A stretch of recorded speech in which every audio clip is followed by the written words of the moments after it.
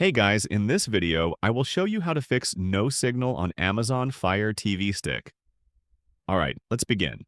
If your Fire TV Stick shows no signal, start by checking the input source on your TV.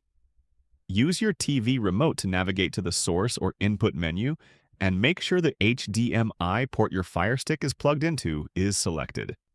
This alone can often solve the issue. If the signal still does not appear, check the power.